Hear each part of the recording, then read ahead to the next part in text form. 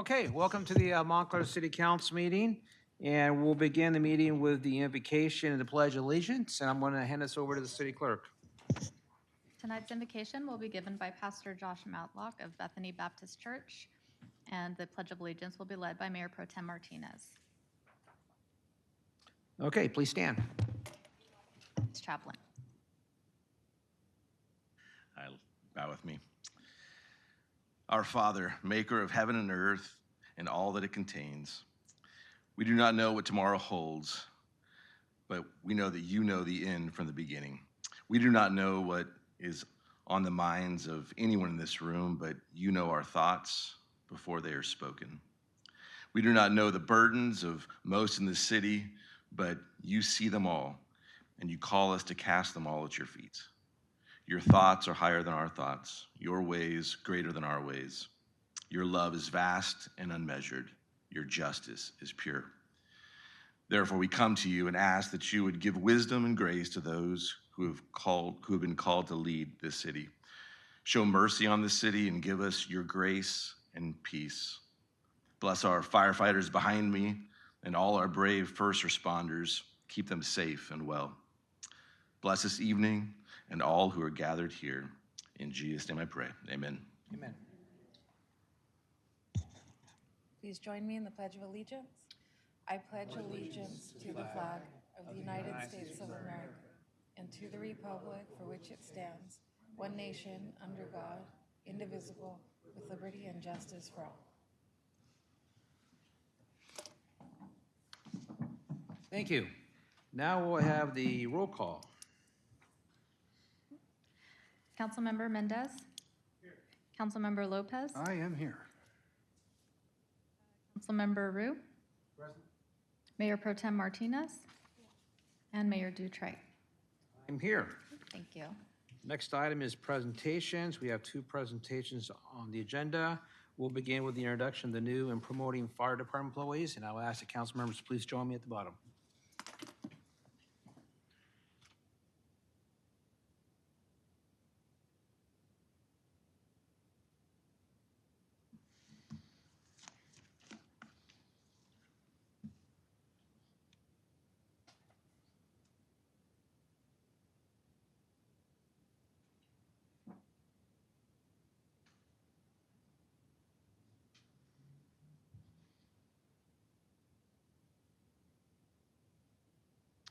Good evening, everyone.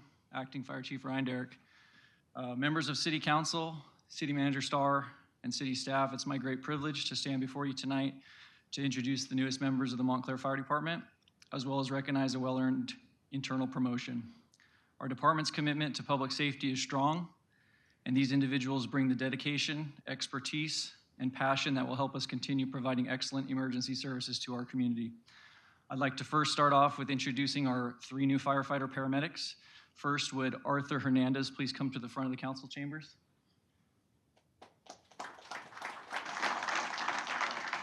Go ahead and stand in the middle.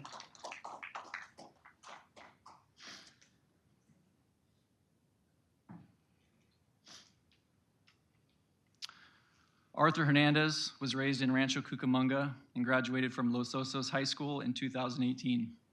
He went on to attend Chaffey College, where he completed their EMT program.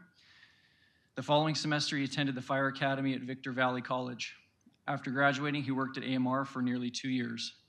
During this time, he was hired as a reserve with the city of Calamasa, where he worked for 4 years while also attending paramedic school. He credits both his family and that of his fiancée with continually supporting him on this tough journey. He is honored and excited to be serving the city of Montclair. Please join me in welcoming Arthur to the Montclair Fire Department family.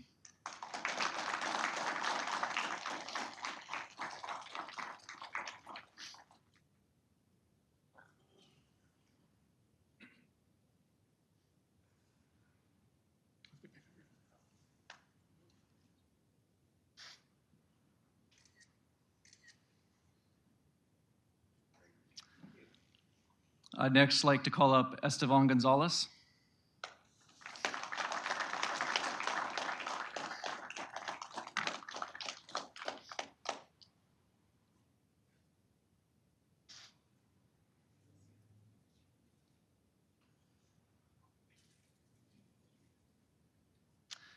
Estevan Gonzalez joined the Montclair Fire Department as a firefighter paramedic on February 10th, 2025. Raised in La Puente, California, Estevan graduated with honors from Bassett High School in 2013. He earned a bachelor's degree in public health from Cal State LA in 2017. Seeking a new way to serve his community, Estevan discovered EMT work and attended Citrus College in 2019. There, he developed a passion for EMS and firefighting. After being hired as an EMT in 2020, he pursued further education at Victor Valley Paramedic School in 2021. Following graduation, he worked as a paramedic for AMAR and completed the Mount Sac Basic Fire Academy in 2024. His hard work culminated in his current role as a firefighter paramedic with the Montclair Fire Department. Estevan is grateful for the opportunity to serve with the department and is proud to inspire his nephews and niece, showing them that perseverance and dedication lead to success. Please join us in welcoming Estevan to the Montclair Fire Department family.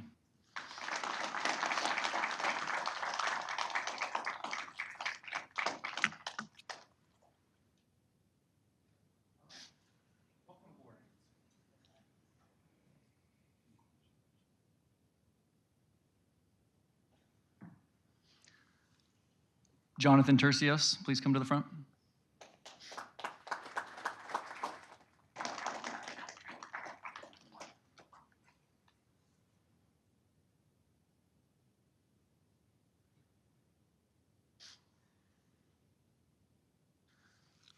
Jonathan was hired as a firefighter paramedic with the Montclair Fire Department on February 10th, 2025.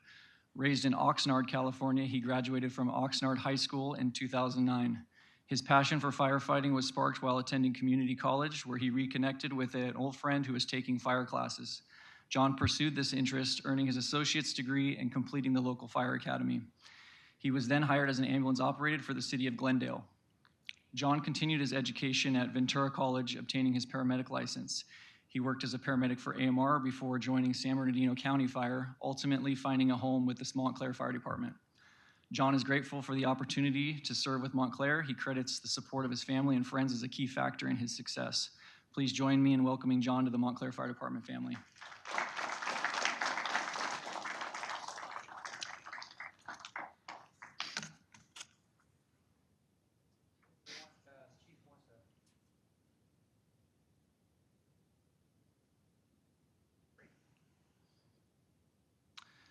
Each of these firefighters is demonstrating outstanding skills and deep commitment to serving others, and they will play a vital role in responding to medical emergencies, fires, and rescues throughout Montclair. Next, we welcome our promoted fire engineer. Fire engineers are the backbone of our emergency response operations, ensuring that our apparatus and equipment are ready at a moment's notice. I would like to introduce our newly promoted fire engineer, Joe O'Neill. Unfortunately, Joe was not able to attend tonight. However, we'll be displaying his photo for identification and recognition purposes.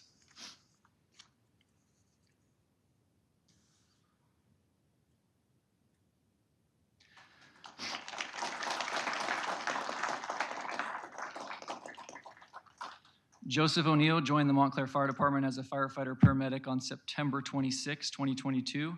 Raised in Southern Orange County, California, Joseph graduated from Aliso Niguel High School in 2007. While attending Saddleback College, Joseph found a passion in EMS and was driven to pursue a career as an EMT. Seeking a new way to serve his community, Joseph attended the OC EMT program and obtained his EMT license in the year 2016. While Joseph was working as an EMT, he found a deeper passion by wanting to successfully become a paramedic and firefighter. Joseph pursued further education at the NCTI Riverside Paramedic School program in 2018. Following graduation in 2019, he worked as a paramedic for Lynch Ambulance and completed the Victor Valley Fire Academy in 2021. Joseph's hard work and dedication helped him reach his ultimate goal by becoming a firefighter paramedic when he was hired with the Montclair Fire Department. Joseph is grateful for this new opportunity and is proud to say that that hard work and commitment can lead to success. Please join us in congratulating Joseph with his new position as an engineer paramedic with the Montclair Fire Department.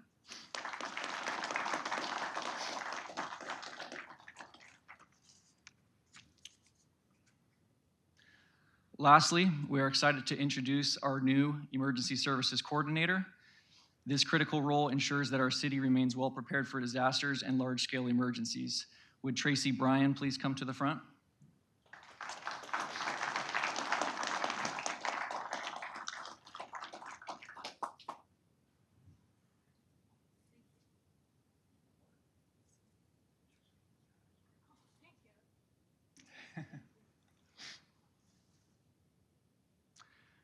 Tracy Bryan joins us from the Corona Fire Department, where she previously served as the Emergency Services Coordinator. She is a graduate of FEMA's National Emergency Management Basic Academy and holds a bachelor's degree in public administration from California State University, Fullerton, and an associate's degree in emergency management from Citrus College. During her time in school, Tracy worked at the Ontario Fire Department as an emergency management intern. She has experience in emergency planning, training and service exercises, community outreach, volunteer management, and emergency operations centers. Outside of work, she is a volunteer instructor with her local community emergency response team, or CERT, and teaches preparedness to the public. We are confident that Tracy's expertise and skills will be a valuable addition to our team and look forward to the positive impact she will have in strengthening our emergency response efforts. Please join me in welcoming Tracy to the Montclair Fire Department family.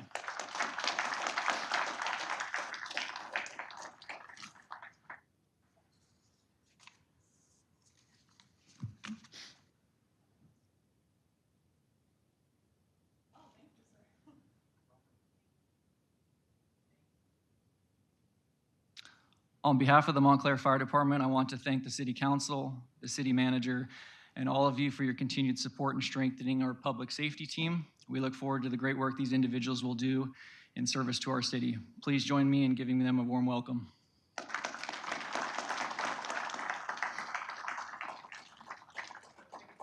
And I just want to say on behalf of myself and the City Council, I want to congratulate all you nice folks here who've joined the Montclair Fire Department, and obviously the promotions with the Montclair Fire Department. We need to enjoy all the Montclair Fire Department employees for your efforts and your hard work to make sure that we keep our city safe and we take care of our residents. Thank you very much. And now I'm going to do a second presentation, and I'm going to ask Monica, our Public Works Director, to come up, please. This is for the National Arbor Day.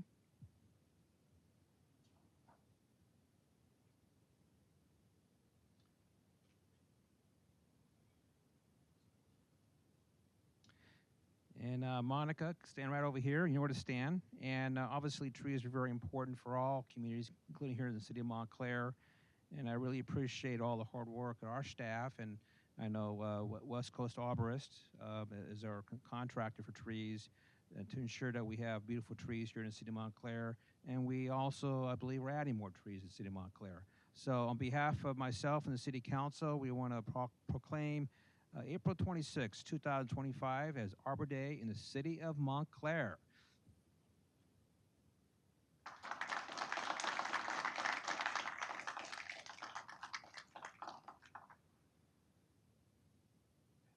Yeah, so I would like to welcome everyone to our Arbor Day event, which will be held at Essex Park. And flyers are out there for more information. So there will be free mulch, tree saplings, and the food recycling containers. So stop by and see 2 more trees being installed at that park. Thank you. Thank you very much. Thank you. And with that, this would be a great time if you wanted to leave or if you want to stay and watch the City Council meeting, you're welcome to do so. Thank you.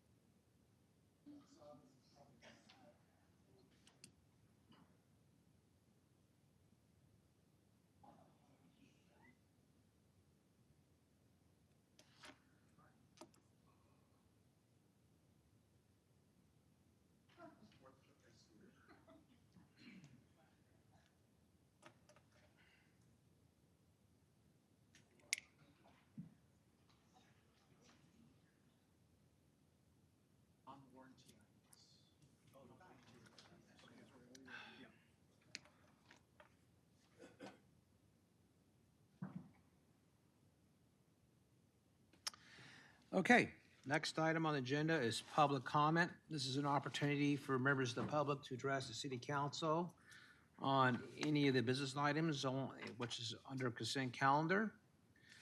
or if you wish to address the city council on any item that's not on the agenda, which we cannot respond to per the Brown Act, or to speak of on the Brown Act. You can only discuss the items on the agenda under the Brown Act, and you will have 5 minutes to speak. I'll ask city manager if you have any speakers tonight. Not. We don't have any cards. Did I just promote you? That's okay. He handed it back to me. Okay. Okay, we have no members of the public wish to speak. If not, then we'll move on to the consent calendar. I will ask anybody on my left if they wish to pull any items off the consent calendar. Not for me. Yes, could I pull under agreement C3? Okay. And how about my right? None, Mr. Mayor. Nothing? Okay, then we will go to item C3 and Councilmember Mendez. Yeah, just a couple questions. It's really nice that we're gonna do all these security cameras at both the new Rita Ranch Park and then the Sunset Park. Just wondering, the cameras, I know I was reading through it and I was wondering, are they gonna also be monitored by city staff during the day? Yes, they will be. They will be directly connected to the PD, the police department dispatch. Yeah, So if there's an alert, they'll be able to see the cameras in real time as well. and then also, and like, even there's no alerts, they could still view the cameras at their dispatch center. and then I guess there's some AI software that can recognize at Yes. nighttime if somebody is doing something illegal. it Yeah, can so if call you're the wearing, police. for example, so the AI is built into the camera. So if you're wearing a backpack and you're wearing a red shirt, the camera will know where you're going throughout the park or throughout Vita Ranch and track you. And even if you're loitering around, you'll zoom in into your face and get a clear image of it too, as well. Wow. So if you're loitering, if you're standing at one particular area at a certain time, they'll alert you if you will pass a certain time frame, just to kind of warn you that, hey, you're just, you know, be aware that you're being recorded and you're actively monitoring the park Interesting. and then Reed Ranch Park. And then because we're going to be recording people and children and kids, is there a requirement to have special signage stating all this? Yes, there will be special signage throughout the Reed Ranch Park and the Sunset Park. And then with that, is that considered a supervised park now because people are watching it at all times? Well, I don't believe that the public has any expectation of privacy in the public environment. Okay. So as long as we post those signage, we should be. Right, postal signs, yeah. All right, no, that was it. It's just, No, it's nice to see all this software. It's amazing what the technology, these cameras Yeah. can do. I know a PD also has the other cameras on the street. Can't remember what the name of the system is, but they've been very successful in Flock cameras. solving flock cameras and been very successful in solving some crimes or at least finding some bad guys. So, all right. With that, I don't see. Can I get a motion for the consent calendar? I move the consent calendar as presented. Moved by Councilmember Lopez, second by Mayor Pro Tem Martinez. We'll vote by electronic. Please vote. And that's adopted 5-0. Okay, now we're down to communication, and I believe Marcia from Yes. Human Services is going to talk about some events. I just have one item. On Saturday, April 19th, 2025, from 9 to 11 a.m. will be our Easter extravaganza in Alma Hoffman Park and the Montclair Community Center. Please bring your own bag or basket to collect your candy-filled eggs while supplies last at a variety of Easter-themed games. Prize eggs and an opportunity drawing for a large Easter baskets for children ages 12 and under will also be offered. In addition, there will be photos with the Easter Bunny for $3 per photo or $1 using your own camera. The Ontario Montclair Kiwanis Club is sponsoring a pancake breakfast for $5, which includes 2 pancakes, 2 sausages, and 1 juice while supplies last. Additional sponsors for this fun event include the City of Montclair, the Women's Club of Montclair, the Montclair Police Officers Association, and the Montclair Firefighters Association. So we hope to see you on Saturday, April 19th. And flyers are over on the counter if you need those. Great, thank you. We now have the city attorney. Real quickly, Go ahead. Ms. Richter, how much per plate for the pancake breakfast? $5. Thank you. You're welcome. Montclair Kiwanis. Yeah. The Ontario Montclair Kiwanis, yes. Okay, now we'll go down to the city attorney. Yes, thank you, Mr. Mayor. I have a couple of items. The first one is for the council to meet in closed session regarding pending or potential litigation. There's one case. And then the second one on the agenda, pending litigation, Kresbeck versus Montclair, I'm pulling that item, so we will not meet to discuss that. And then the other item is for the council to meet in closed session regarding real property negotiations, as indicated on the agenda. Other than those two items, I have nothing else this evening. Thank you. Next item is the city manager. No items this evening, Mr. Mayor. Okay. Then I will lead off for council communication, and I just want to recognize April as Arab American Heritage Month, Cancer Control Month. Obviously, in April is also Holocaust Remembrance Day, and there's Administrative Professional Day. April 22nd is Earth Day. I also believe during the month of April is Passover. Obviously, April 1 was April Fool's Day. Can anybody get full in April? Yeah? Okay, all right. Some information items. First of all, last week, the San Benito County Transportation Authority Board, which I represent Montclair, appointed Carrie Chandler, Carrie Schindler, who's the Deputy Executive Director. She was appointed to become the new Executive Director, will be effective sometime this summer. The existing Executive Director, Ray Wolf, will be retiring, I think 11 years or 13 years at SBCTA. Next, I just want to let you know about Omnitrans. You probably received some emails from an employee and probably read in the paper last week about labor disruptions going on. We are in negotiations with the bus operators. Those negotiations continue on, and just an FYI. So, last Thursday, the Sewage Policy Committee met. We considered the sewage rate increases, as I talked about at the prior council meeting. This was an action item in front of the Policy Committee. And after a long presentation and pretty much comments from all the committee members representing the 7 jurisdictions, including Fontana, Cucamonga Water, Upland, Ontario, Montclair, Chino, and Chino Hills, of no interest of increasing the fees, we decided as a committee not to take any action based on staff's recommendation to recommend the IUA board to increase the fees by 9% this year and 9% next year. I did make a motion to deny the staff recommendation, got a second, but the interest was take no action. So I'll let you decide how to deal with that right there. But moving on, I will be in Europe. I'm going to Spain. I'm leaving Tuesday of next week, April 15, to pick up my daughter. She's in Barcelona doing a semester in college, and while I'm there, I'm going to go to Pamplona, see my uncle, and then I'm going to go to France, Bayonne in France, Biarritz. You probably heard of Biarritz in that area. See another uncle, and then I'm going to come back. So I'll be gone for about 10 days. However, I will not be here at the next city council meeting, and so I know the Mayor Pro Tem Martinez will be in charge. So it'll be nice to her at the meeting. But there's some events that I will be missing. Obviously, I believe volunteer, the city council next meeting, are you doing the volunteer event? So I will be missing that one. They'll be held in 2 weeks. And then the Easter event that Marcia just spoke of, I'll be absent for that event. And then another event I'll be absent will be the Montclair to College graduation that takes place on April 23rd, if I'm correct. And so, again, I will not be present.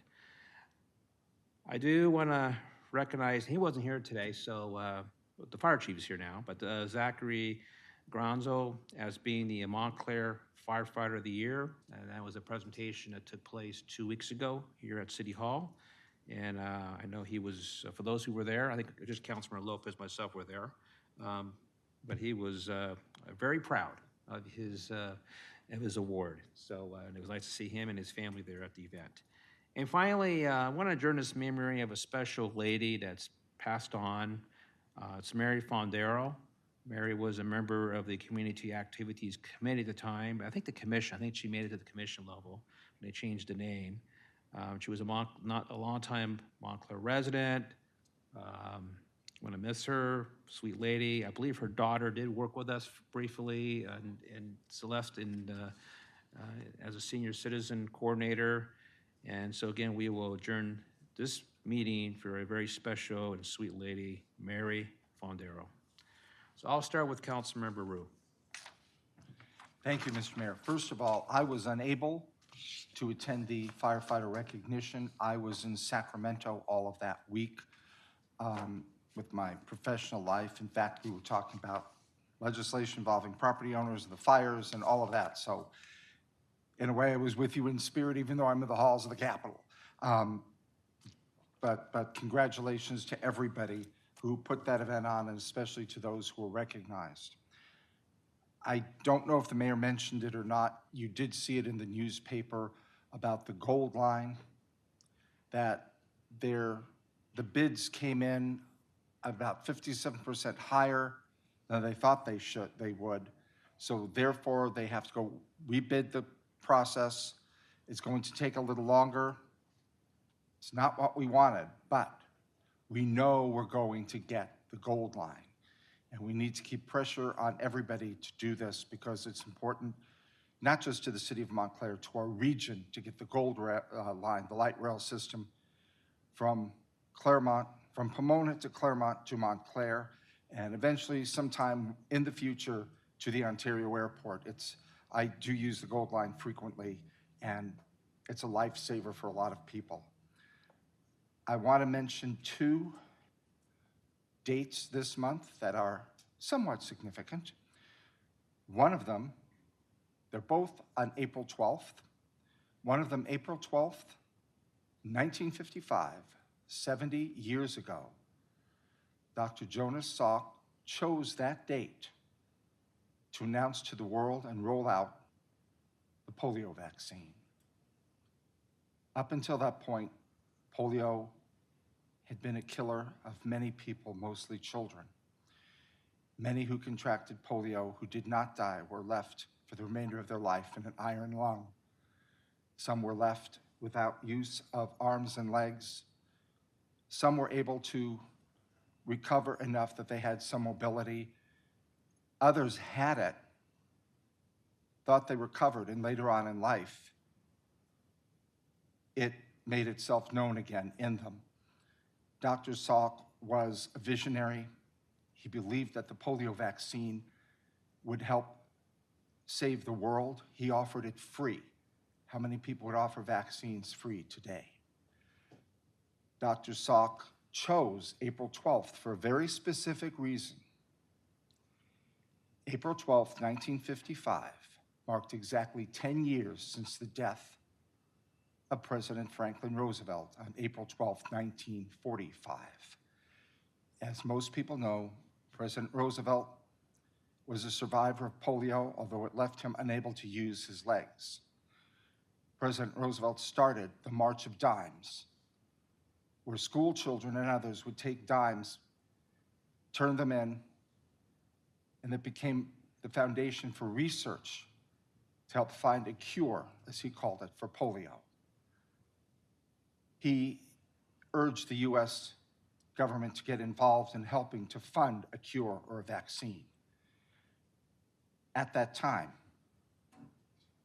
polio was not getting weaker, it was getting stronger if you read the stories. There was no herd immunity. I know this for a fact because my parents lived in New York. New York City suffered tremendously with polio outbreaks. My mother told me the story of seeing children she knew in school in May and June. And then when they returned in September, those children were in crutches. Businesses closed. They were forced to close because of polio outbreaks, and they didn't argue about it. They knew that they did not want their families to contract polio. Beaches were closed. Public pools were closed. Even private pools and country clubs were closed. It was a horrible scourge in society. And when they finally offered the vaccines in New York, and I'm sure in other parts of the country, I only know what I've been told about New York, they lined people up. You were given a date, children first, and then adults, that you would line up and get a polio vaccine. Adults broke down in tears, knowing that their children would not have to suffer this scourge. And when you look back at that era, it was really a visionary era. President Roosevelt, although he did not see the end of the Second World War, knew that the end of the Second World War would be coming. He knew that somehow the Allies would be victorious. When you look back at some of his accomplishments, probably the keystone, and he said it was his keystone, was Social Security, a way to make sure that, his words, older Americans can live out their remainder of their life in dignity. It was a way to make sure that you paid into a system, you're going to get something back out of it for your old age. We need to take history, look at it, read it, study it. But I'm very, very thankful for Dr. Salk and what he did. And then lastly, I recently saw a pundit calling California Califailure. Well, we have our problems. But you've heard me say this before. We are the 5th largest economy in the entire world. The entire world. It's the US, China, Japan, Germany, then California. We don't compete against other states. We compete against other countries. Last year, California sent to the US Treasury $420 billion, the largest amount of any state. We're a net donor state. For every dollar we send to DC, we get back 83 cents.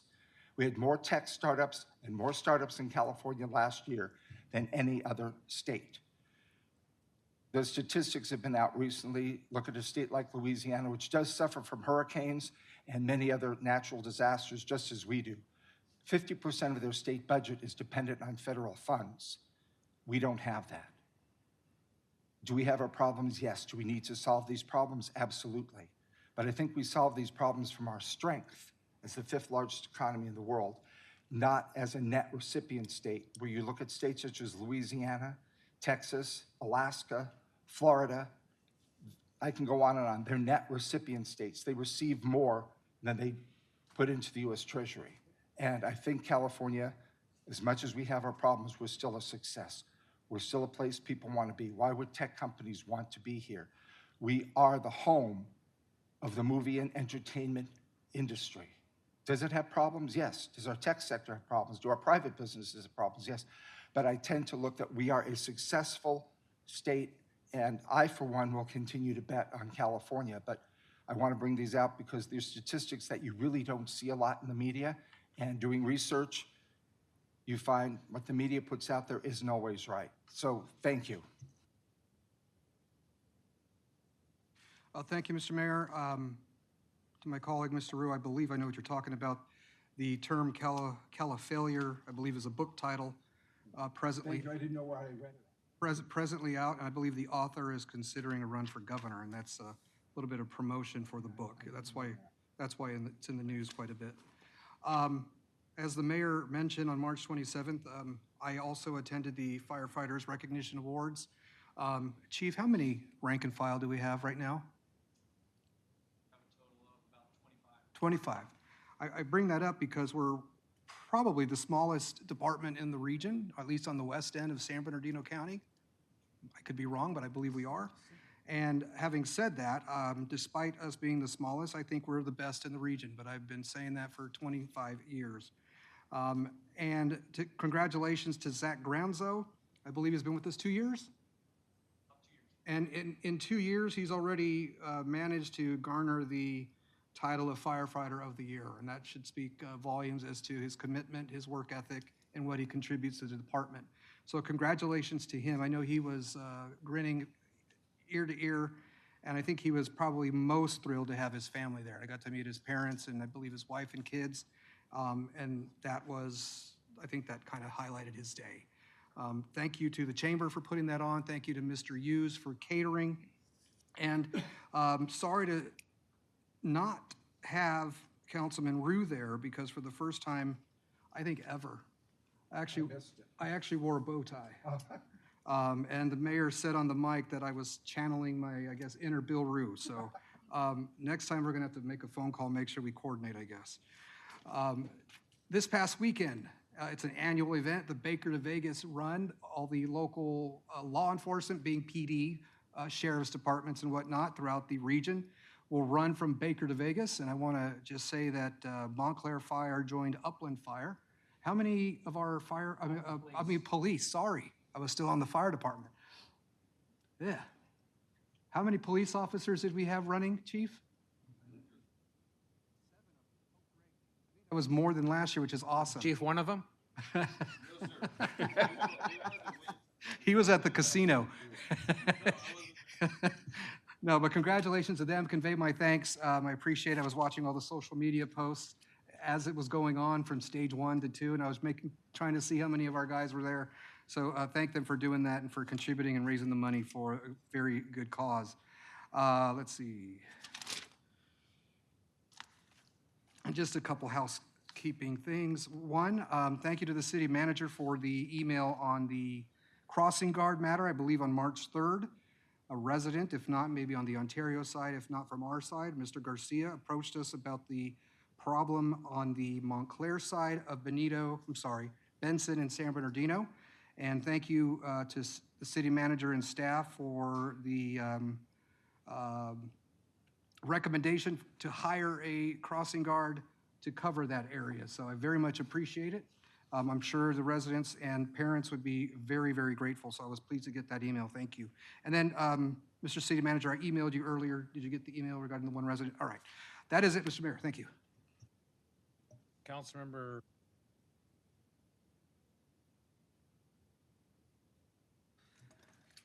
Thank you, Mr. Javier John Dutray. Oh, well, I thought Chris was next. Let's see. First, congratulations to all the Montclair firefighters and all their new staff. And sorry, I was also unable to attend, but I'm sure it was a very nice event. I wish I could have been there, but I'll tell you why I wasn't in a minute. Mr. Dutray and I attended the Ontario State of the City on March 19th, which was a nice event, put on well, and nice to see what our neighbors are doing next to us. Also, it was nice to see a couple of the people that were really running the show there are old City of Montclair employees, and it's nice to see because, they were trained very well here, obviously. Working in Montclair, it's a small city, so we all wear many hats, and the training that we have here is obviously very, very important. So good for them. The reason why I wasn't able to attend the March 27th firefighters recognition was because my son, Wyland, was getting married on March 28th in Dominican Republic to his lovely wife, Maya, and it was just a beautiful time to go and had a great time, and I'm very excited to have a daughter. So there you go. That's it. Congratulations. Thank you. Very good. And lastly, Mayor Pro Tem Martinez, who just got back from Europe. He did, thank you. So I just wanted to notify everybody who is not aware that on May 17th, the city is having a caution cleanup, which is going to be at the 5200 block of Canoga Street. And signups are open until May 14th, so there's no rush, but I thought I'd mention it now to get those wheels spinning in case anyone would like to volunteer. That's going to be from 8 a.m. to 12 p.m. on a Saturday, May 17th. Thank you.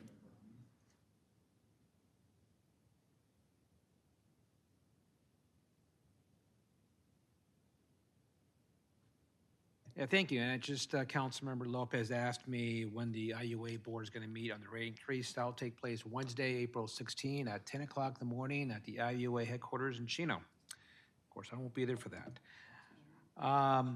So with this, we will now go into closed session, and thank you for being here.